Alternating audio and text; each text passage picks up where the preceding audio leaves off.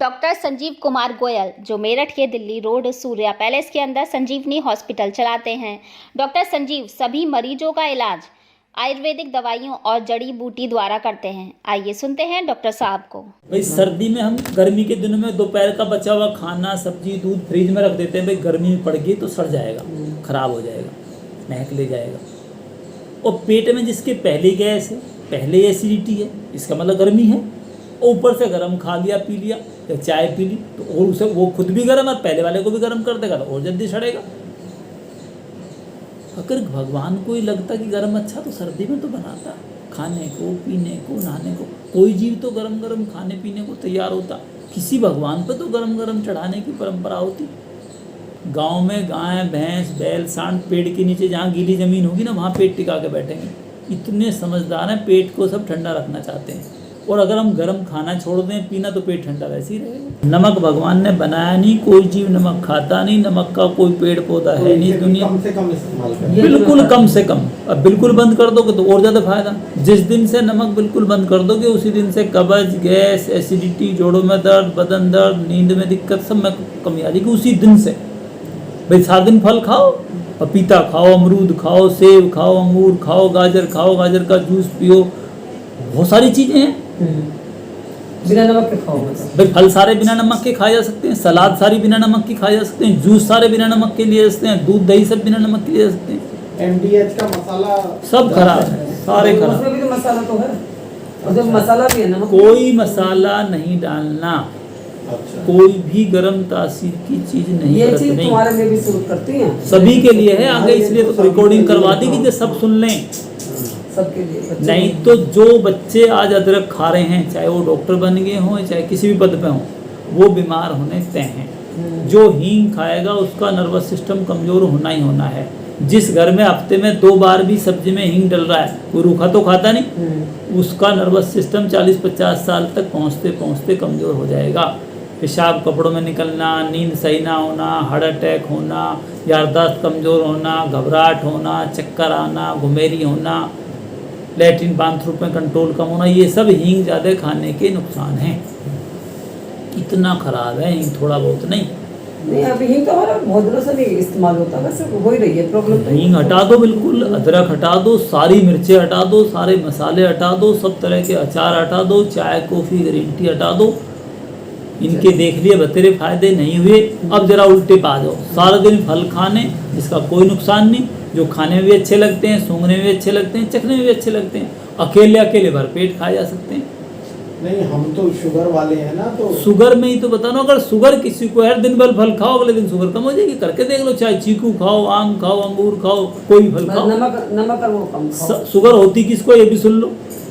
जो मीठा कम खाने का शौकीन है, नेचुरल मिठास फलों का, शहद का, और उसके बदले उल्टा नमक और नमकीन चीज़ें ज़्यादा खाने का शौकीन जब से हो गया, जब से था, और गरम गरम खा रहा है, गरम गरम पी रहा है, चाय कॉफ़ी पी रहा है, मिर्च मसाले खा रहा है, उसी को शुगर होती है।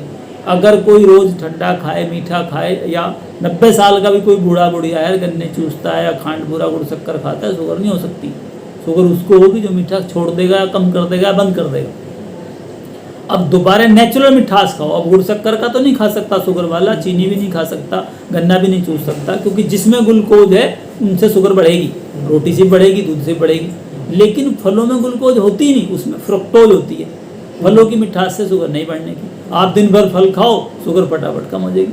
और शुगर ही नहीं, और बहुत सारे रोग ठीक हो जाएंगे। और जितने आगे आने वाले रोग हैं, गुर्दे खराब होते हैं शुगर वालों के, हार्ट प्रॉब्लम का डर, नर्वस सिस्टम का, आंखों की रोशनी का, ब्रेन हेमरेज का, गैंग्रीन का, वो सब बच जाओगे हमेशा के लिए। शुगर की दवाई कम हो जाएगी। जिनकी ठीक हुई उनसे फ़ोन पे बात करवा लो, या उनके नंबर लेना, कर लेना फुर्सत बात। जो जितने ज़्यादा फल खाएगा, शुगर हो भी, क्योंकि फल मनुष्य का मूल भोजन है। अरबों साल से मनुष्य ना रोटी खाता था, ना दूध पीता था, ना कोई दलिया खिचड़ी खाता था, ना कोई चाय को पीती, ना कोई नमक।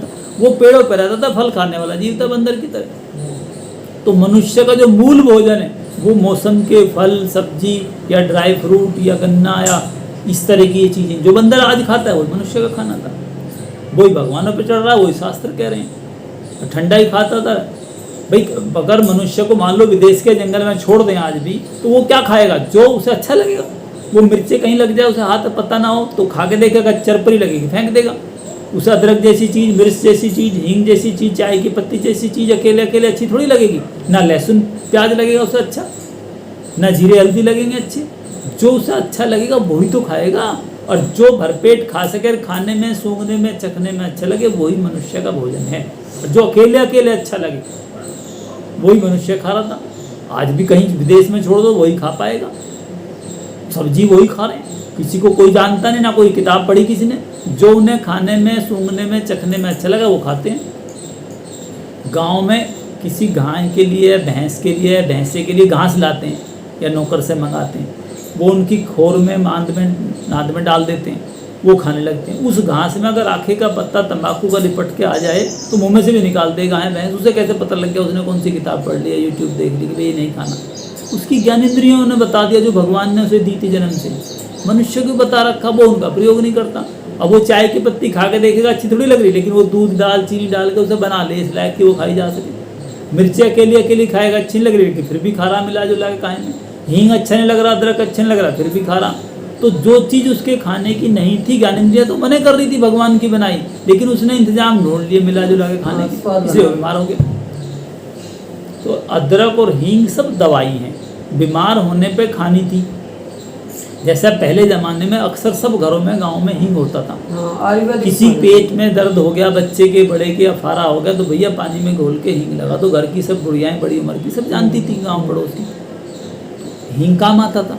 अब उस हींग को कोई बिना पेट दर्द के खाने लगे, सारे घर वाले खाएं, पूरी ज़िंदगी खाएं, तो क्या हाल कर देगा वो।